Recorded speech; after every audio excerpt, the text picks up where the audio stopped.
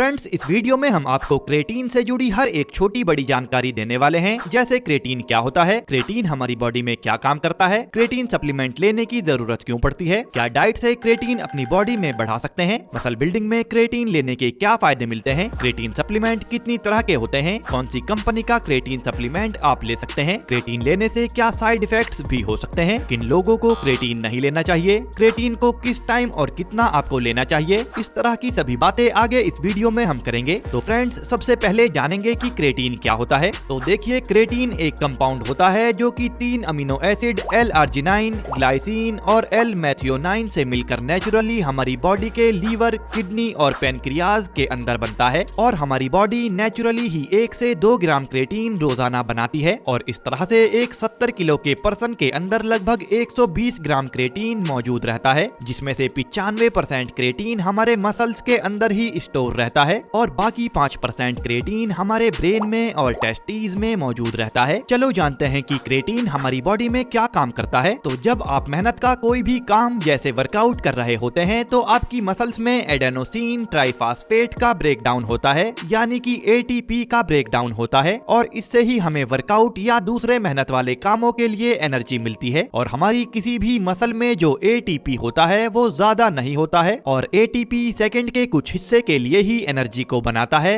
और फिर ATP अपने आप को ADP में कन्वर्ट कर देता है, जो कि फिर से एनर्जी नहीं बना पाता। तो इस कंडीशन में क्रेटीन का रोल सामने आता है, क्योंकि क्रेटीन ADP को वापस ATP में बदलने का काम करता है, जिससे कि वर्कआउट के दौरान आपका एनर्जी लेवल हाई बना रहता है। यानी कि क्रेटीन किसी भी मेहनत वाले काम जैसे वर्कआउट के दौरान आपको जल्दी थकने नहीं देता और आपकी बॉडी में एनर्जी बनाए रखने का काम करता है। और ये प्रोसेस हमने आपको बिल्कुल इजी करके समझाया है, जिससे आप अच्छे से समझ जाएं। तो अगर क्रेटीन पहले से ही बॉडी में मौजूद रहता है और वर्कआउट में परफॉर्मेंस बढ़ाने का काम करता है, तो फिर क्रेटीन सप्लीमेंट लेने की जरूरत क्यों पड़ती है। तो देखिए, जैसे हमने आपको बताया था कि हमारी बॉडी 1 से 2% क्रेटीन को ही नेचुरली बना पाती है, तो पहले से बॉडी में मौजूद क्रेटीन आपकी एथलेटिक परफॉर्मेंस को एक लिमिट तक ही बढ़ा पाता है, क्योंकि क्रेटीन हमारी मसल्स में ज्यादा मौजूद नहीं होता, जिससे कि वर्कआउट शुरू करने के कुछ देर बाद ही हम अच्छे से वर्कआउट नहीं कर पाते और काफी थकान महसूस करने लगते हैं। तो क्या अपनी एथलेटिक और वर्कआउट परफॉर्मेंस को बढ़ाने के लिए हम अपने मसल्स में ज्यादा क्रेटीन को स्टोर कर सकते हैं? तो इसका जवाब है हाँ। रिसर्च और डेटा से पता चलता है कि आप क्रेटीन सप्लीमेंट लेकर अपने मसल्स में 10 से 40% तक क्रेटीन लेवल्स को बढ़ा सकते हैं। हालांकि कुछ लोग ऐसे भी हैं जिनको क्रेटीन सप्लीमेंट लेने से कोई असर ही नहीं पड़ता, पर ज्यादातर लोग 10 से 40% क्रेटीन लेवल्स अपनी बॉडी में बढ़ा पाते हैं। वैसे सवाल ये भी आता है कि क्या डाइट की मदद से भी मसल्स में क्रेटीन लेवल को बढ़ाया जा सकता है? तो इसका जवाब भी हाँ है, पर इसके लिए आपको काफी अमाउंट में फिश और रेड मीट जैसी नॉन वेज चीजें खानी पड़ेंगी, जिससे कि आप 3 ग्राम से 5 ग्राम एक्स्ट्रा क्रेटीन अपनी बॉडी में हर दिन बढ़ा सकते हैं। पर इतना नॉन वेज खाना हर किसी के लिए पॉसिबल नहीं है, तो आप 3 ग्राम क्रेटीन सप्लीमेंट पानी में मिलाकर ले सकते हैं, जो कि डाइट वाले ऑप्शन से काफी ज्यादा आसान है। वैसे अभी भी आपके मन में एक सवाल जरूर आ रहा होगा, तो चलिए अब जानते हैं कि अगर आप अलग से क्रेटीन सप्लीमेंट लेकर क्रेटीन लेवल अपनी बॉडी में बढ़ा लेते हैं, तो इससे मसल ग्रोथ, वर्कआउट परफॉर्मेंस और एथलेटिक परफॉर्मेंस आपकी कैसे अच्छी होती है। तो देखो, आपको ये समझने की जरूरत है कि क्रेटीन किसी जादू की तरह से काम नहीं करता कि मान लो आप आज 7 किलो के डंबल को उठा रहे हैं और क्रेटीन लेने के बाद आप 10 या 12 किलो का डंबल उठाने लग जाएंगे, या फिर रनिंग में आप स्पीड को बढ़ा लेंगे, क्योंकि क्रेटीन ऐसे काम नहीं करता। यानी कि क्रेटीन आपके ATP को वापस से एक्टिव बनाते रहने का काम करता है, जिससे हाई इंटेंसिटी एक्टिविटीज को आप 5 से 10 सेकंड या 15 सेकंड और ज्यादा कर पाते हो। मतलब अगर आप रनिंग करते हो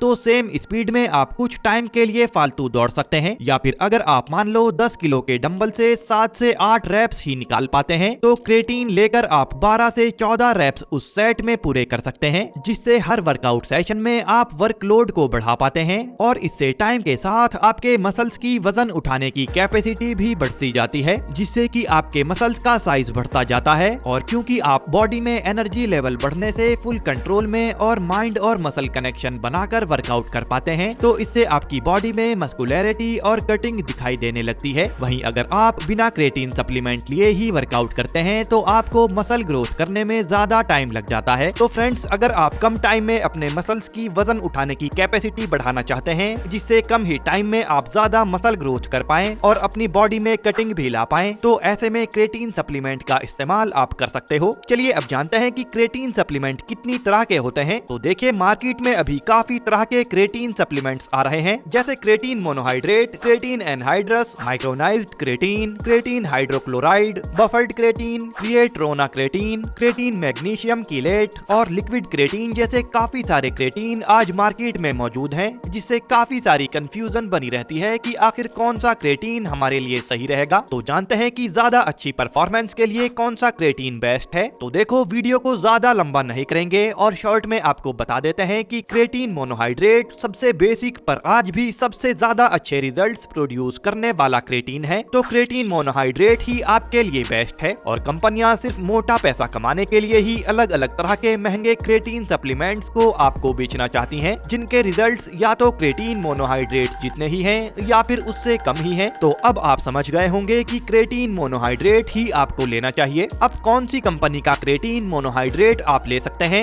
जिससे सबसे अच्छे रिजल्ट्स आपको मिल सकें, तो वीडियो के डिस्क्रिप्शन बॉक्स में मार्केट में अवेलेबल कुछ बेस्ट क्रिएटिन सप्लीमेंट्स के लिंक हम दे रहे हैं, जिन पर क्लिक करके आप क्रिएटिन सप्लीमेंट्स के प्राइस वगैरह चेक कर सकते हो या फिर क्रिएटिन अपने लिए ऑर्डर भी कर सकते हो। अब लोगों का एक और जरूरी सवाल रहता है, जिसे अब हम आंसर करेंगे कि क्या क्रिएटिन लेने के कोई साइड इफेक्ट्स भी होते हैं। तो देखिए, ज्यादातर लोगों में क्रिएटिन सप्लीमेंट के कोई साइड इफेक्ट्स देखने को नहीं मिलते, पर कुछ लोगों में कुछ साइड इफेक्ट्स भी क्रिएटिन सप्लीमेंट के देखने को मिलते हैं। जैसे क्रिएटिन लेने से कुछ लोगों में वजन थोड़ा बढ़ जाता है, और ऐसा इसीलिए होता है क्योंकि क्रिएटिन लेने से आपके मसल सेल्स ज्यादा पानी अपने अंदर स्टोर करते हैं, जिससे कुछ लोगों का वजन बढ़ता है। मतलब वजन बढ़ने की वजह फैट का बढ़ना नहीं होता, बल्कि पानी का आपके मसल सेल्स में बढ़ना होता है। और हाँ फ्रेंड्स, अगर आप क्रिएटिन सप्लीमेंट लेते हैं तो दिन में 2 से 3 लीटर पानी आपको पीना होता है। इससे अलग क्रिएटिन सप्लीमेंट लेने से कुछ लोगों को जी मतलाना और पेट खराब होने जैसी प्रॉब्लम्स भी देखने को मिलती हैं, और अक्सर लोगों में ये प्रॉब्लम्स इसलिए भी होती हैं क्योंकि वो क्रिएटिन ज्यादा अमाउंट में इस्तेमाल कर लेते हैं। क्योंकि बहुत से फिटनेस एक्सपर्ट्स उन्हें पहले दिन से ही 20 ग्राम क्रिएटिन रोजाना 6 दिन तक के लिए लेने के लिए बोलते हैं, जो कि लोडिंग वाला तरीका होता है। तो अगर आप क्रिएटिन सप्लीमेंट लेते हो तो आपको सिर्फ 3 ग्राम ही क्रिएटिन रोजाना लेना है। इसके अलावा ये टेंशन भी लोगों को रहती है कि क्रिएटिन सप्लीमेंट लेने से कहीं उनके बाल तो नहीं झड़ने लग जाएंगे, क्योंकि कुछ स्टडीज में ये बातें सामने आई हैं कि कुछ हफ्तों तक क्रिएटिन लेने से आपकी बॉडी में डिहाइड्रो टेस्टोस्टेरोन लेवल बढ़ जाता है, जो कि मेल पैटर्न बॉल्डनेस यानी पुरुषों के गंजेपन में ये हार्मोन बढ़ा हुआ पाया जाता है। वैसे इस बात पर कोई भी डायरेक्ट स्टडी मौजूद नहीं है कि क्रिएटिन सप्लीमेंट लेने से बाल झड़ने की प्रॉब्लम होती है, और इससे अलग क्रिएटिन लेने से डिहाइड्रो टेस्टोस्टेरोन यानी DHT आपकी बॉडी में ज्यादा बनता है, इस बात की भी सिर्फ एक ही स्टडी मौजूद है। इसके अलावा क्या हमारी किडनी क्रिएटिन लेने से खराब हो सकती है? तो किडनी खराब होने वाली बात इसीलिए आती है क्योंकि क्रिएटिन हमारी किडनी के अंदर एक दूसरे कंपाउंड क्रिएटिनिन में बदल जाता है, और इस क्रिएटिनिन लेवल का बढ़ना हमारी किडनी की हेल्थ के लिए अच्छा नहीं होता है। पर यह हमारी किडनी के लिए खतरा तब होता है जब क्रिएटिनिन का लेवल जितना होना चाहिए उससे ज्यादा बढ़ जाए। पर स्टडीज से पता चलता है कि क्रिएटिन सप्लीमेंट लेने से क्रिएटिनिन कंपाउंड उस लेवल तक नहीं बढ़ता जो लेवल किडनी की हेल्थ के लिए बुरा हो। पर अगर आपकी किडनी में पहले से ही कोई प्रॉब्लम हो, तब इस कंडीशन में आपको क्रिएटिन सप्लीमेंट नहीं लेना है। इसके अलावा अगर आपको बालों के झड़ने की यानी हेयर फॉल की प्रॉब्लम पहले से ही रहती है, तब इस कंडीशन में भी आपको क्रिएटिन लेने को अवॉइड करना चाहिए। चलिए अब जानते हैं कि कितना और किस टाइम पर क्रिएटिन आपको लेना चाहिए। तो देखिए, ऐसा बिल्कुल भी जरूरी नहीं है कि क्रिएटिन को आपको वर्कआउट से पहले ही लेना है, पर वर्कआउट के टाइम के आसपास ही क्रिएटिन आपको लेना चाहिए। जैसे शाम में अगर आप वर्कआउट करते हैं तो शाम में ही किसी टाइम पर क्रिएटिन आप ले सकते हैं, और वर्कआउट से आधे से 1 घंटे पहले या बाद में भी आप इसे ले सकते हैं। और 3 से 5 ग्राम क्रिएटिन आपको पानी में मिलाकर पीना होता है, और शुरुआत में आपको कुछ दिन सिर्फ 3 ग्राम ही क्रिएटिन रोजाना लेना है, और कुछ दिन बाद अगर आप चाहें तो 5 ग्राम क्रिएटिन रोजाना ले सकते हैं। वैसे आज की इन्फॉर्मेशन अच्छी लगी हो तो वीडियो को लाइक कर देना और कमेंट करके जरूर बताना कि अगली वीडियो आप किस टॉपिक पर देखना चाहते हो। Bye friends, take care.